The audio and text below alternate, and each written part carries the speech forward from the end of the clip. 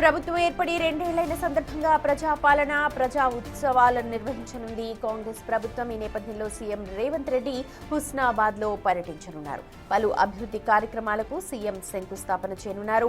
ఈ సభ ఏర్పాట్లను పర్యవేక్షిస్తున్నారు మంత్రి పొన్నం ప్రభాకర్. సీఎం సభకు ఉమ్మడి కరీంనగర్ జిల్లాకు చెందిన మంత్రులు, ఎమ్మెల్యేలు అందరూ హాజరవుతారు అనంటోన్న మంత్రి పొన్నంతో మా ప్రతినిధి దుర్గారెడ్డి ఫేస్ టు ఫేస్.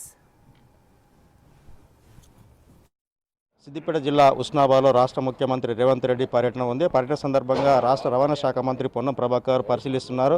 అసలు ముఖ్యమంత్రి ఎన్ని గంటలకు రాబోతున్నారు, ఎలాంటి కార్యక్రమాలు శంకుస్థాపన ప్రారంభం చేసుకోబోతున్నారు? తెలంగాణ ప్రజాపాలన ప్రభుత్వం డిసెంబర్ 3, 2023 నాడు ప్రజలు గెలిపించి ఆశీర్వదించిన రోజు. 2 సంవత్సరాలు రేపటికి పూర్తి అవుతున్న సందర్భంగా గౌరవ ముఖ్యమంత్రి గారు హుస్నాబాద్ వస్తూ ఉన్నారు.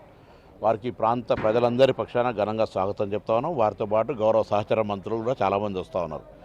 ఈ సందర్భంగా తెలంగాణ ప్రజాపాలన ప్రభుత్వంలో జరిగిన కార్యక్రమాలు కానీ, ముఖ్యంగా హుస్నాబాద్ ప్రాంత ప్రజలకు సంబంధించినటువంటి అనేకమైనటువంటి అంశాల లోపల అభివృద్ధి కార్యక్రమం జరిగే వాటికి శంకుస్థాపన కూడా చేయబోతా ఉన్నారు.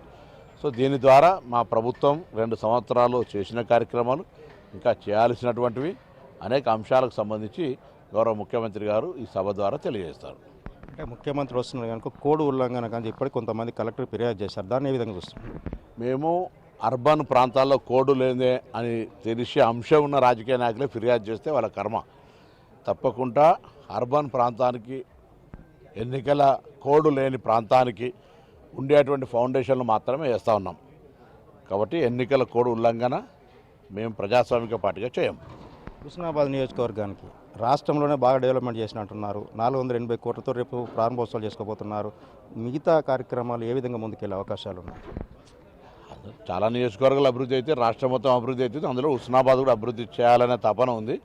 ప్రజలందరి యొక్క ఆలోచన ప్రకారంగా ఇక్కడ ఉన్నటువంటి పరిస్థితులకు అనుగుణంగా, ఇక్కడ యొక్క అవసరాలకు అనుగుణంగా చేయడానికి ప్రయత్నం చేస్తున్నాం. విద్య కావచ్చు, వైద్యం కావచ్చు, లేకపోతే పారిశ్రామికరణ కావచ్చు, గౌరవేలి ప్రాజెక్టు కావచ్చు, లేకపోతే టూరిజం కావచ్చు, ఇలా అన్ని రకాల అంశాలను క్రోడీకరించుకొని ముందుకు పోయే ప్రయత్నం చేస్తా ఉన్నాం. స్థానిక ఎన్నికల సందర్భంగా ముఖ్యమంత్రికి హుస్నాబాద్కి వస్తున్నాడు. మీరు ఏం అడగబోతున్నారు?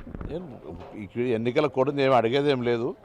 ఒక హుస్నాబాద్కి సంబంధించిన ఒక ఔటర్ రింగ్ రోడ్ అవసరం ఉంది, అర్బన్, దాన్ని అడుగుతాం. దాని తర్వాత ఈ జిల్లా ఇప్పుడు అంటే 3 అంచెల తెలంగాణ వ్యవస్థల్లో గ్రామీణ ప్రాంత వ్యవస్థ కాబట్టి గ్రామీణ ప్రాంతాల్లో విద్యా వ్యవస్థను పటిష్టపరచడానికి ఈ నియోజకవర్గం గ్రామీణ ప్రాంతాలు కాబట్టి సహకరించమని అడుగుతాం. అంటే హుస్నాబాద్ రెవెన్యూ డివిజన్గా కొన్ని గతంలో మీరు సబ్ కమిటీలో నిర్ణయం తీసుకున్న కొన్ని చోట్ల మార్పులు జరిగినాయి. హుస్నాబాద్ను సిద్దిపేటలో ఉంచుతున్నారా? కరీంనగర్ నుంచి ఒక డైలామాలు ఉన్నారు ఈ ప్రాంత ప్రజలను. దాని డైలామే అవసరం లేదు. ప్రజల ఆకాంక్ష కరీంనగర్ కలపాలని ప్రభుత్వ తరఫున ఉన్నటువంటి సాంకేతిక ఇబ్బందుల వల్ల జరుగుతలేదు కావచ్చు. జరగాలని ప్రజల ఆకాంక్షకు అనుగుణంగానే నేను కూడా అదే కావాలని కోరుకుంటాను. Okay, thank you. చూడొచ్చు, నిజంగా రేపు మధ్యాహ్నం 2 తర్వాత మాత్రం రాష్ట్ర ముఖ్యమంత్రి యనమల రేవంత్ రెడ్డి హుస్నాబాద్కు వస్తున్నారు. ఆ తర్వాత ప్రజలను ఉద్దేశించి ప్రసంగించే అవకాశాలు అని చెప్పి పొన్నం ప్రభాకర్ చెప్పే పరిస్థితి కనిపిస్తుంది. కెమెరామెన్ కృష్ణతో దుర్గారెడ్డి, బిగ్ టీవీ.